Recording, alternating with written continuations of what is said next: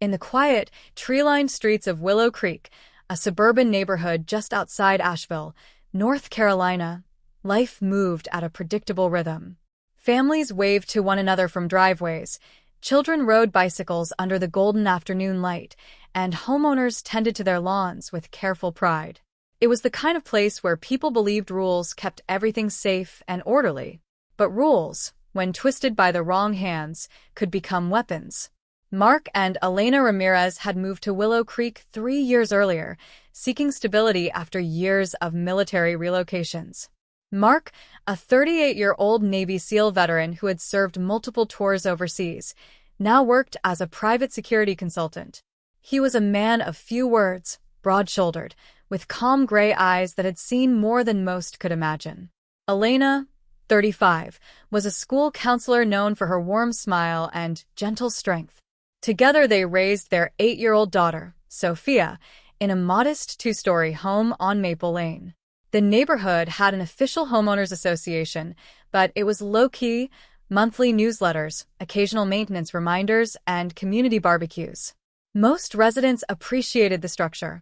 Then 6 months ago, things began to shift. It started with flyers stuffed into mailboxes. Bold red letters announced a new Willow Creek Community Safety Initiative led by something called the Enhanced HOA Enforcement Team.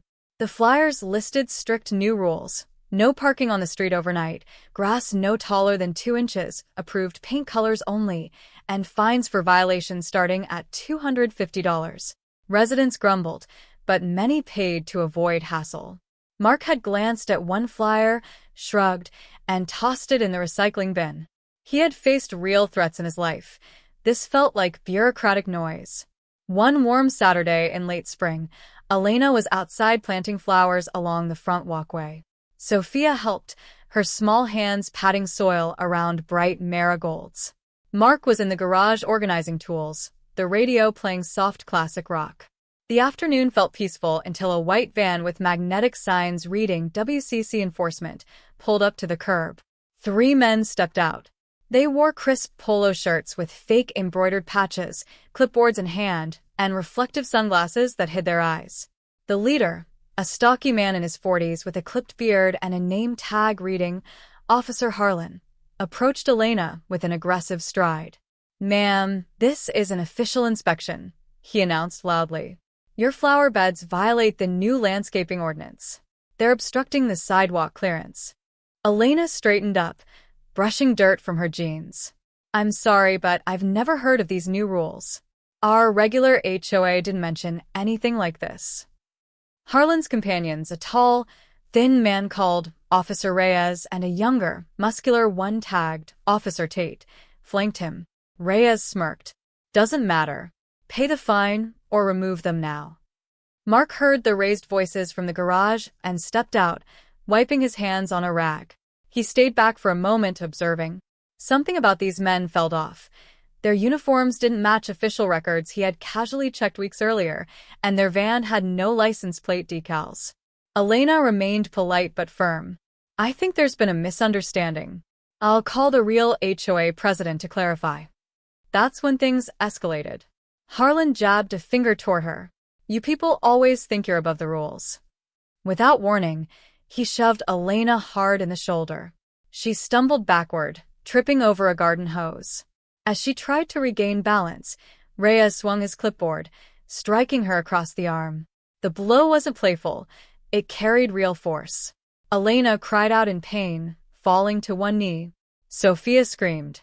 Mark moved. He crossed the lawn in seconds, his steps measured but lightning fast. No shouting, no dramatic threats. Just quiet precision born from years of training. "Step away from my wife," he said, his voice low and steady. Harlan laughed. "Or what, tough guy? We're authorized to enforce." Mark didn't wait for the rest. In one fluid motion, he closed the distance. His hand deflected Harlan's attempted push, twisting the man's wrist just enough to unbalance him. Harlan swung wildly. Mark sidestepped, drove a controlled palm strike into the man's solar plexus, and swept his legs. Harlan hit the grass with a heavy thud, gasping for air. The entire sequence took less than 3 seconds. Reyes charged next, clipboard raised like a weapon. Mark caught the arm mid-swing, applied pressure to a nerve point, and brought the man down face first into the lawn. No unnecessary force, just enough to neutralize the threat. Reyes groaned, clutching his shoulder. Tate, the youngest, hesitated, then lunged with a clumsy punch. Mark blocked it effortlessly, pivoted, and used the man's momentum to drop him beside the others. All three fake officers lay on the ground, stunned and disarmed, in under 10 seconds total. Neighbors began emerging from their homes, phones in hand. Someone called the real police. Mark knelt beside Elena, checking her arm and shoulder with gentle hands. "You okay?" he asked softly. She nodded, tears in her eyes but anger replacing shock. "They're not real, are they?" "No," Mark replied. "They're not."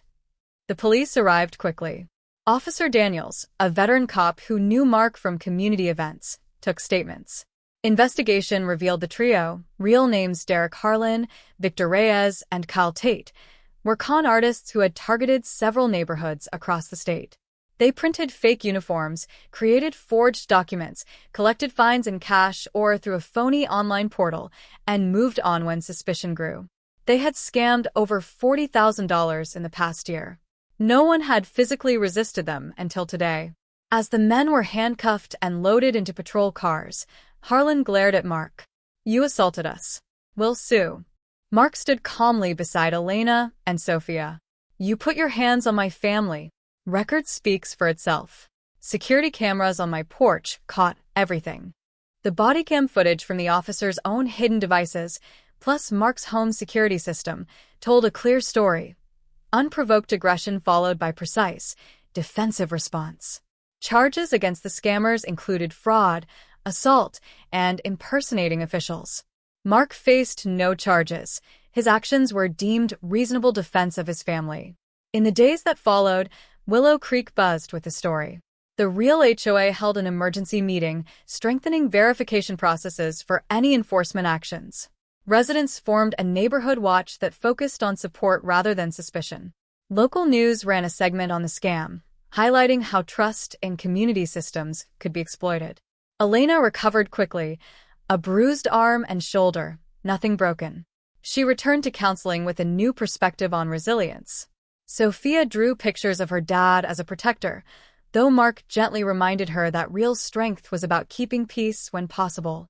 Mark, true to his nature, avoided the spotlight. When neighbors thanked him, he simply said, "I trained to protect what matters. That's all." Yet the incident left an echo, a reminder that shadows could slip into safe places, wearing the masks of authority. It also echoed something deeper, the quiet power of those who had faced real darkness and chose to build light in their own corner of the world. Weeks later, on a quiet evening, Mark sat on the porch with Elena. Sophia chased fireflies across the lawn.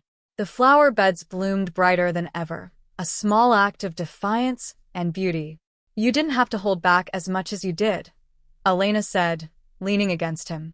Mark smiled faintly, watching the stars emerge. "They weren't the enemy I was trained for.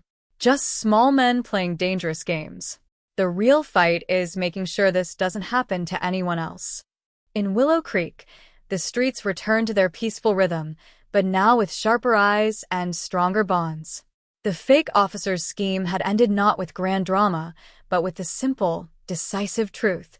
Some deceptions crumble the moment they meet real integrity. And in the quiet moments, that truth echoed on.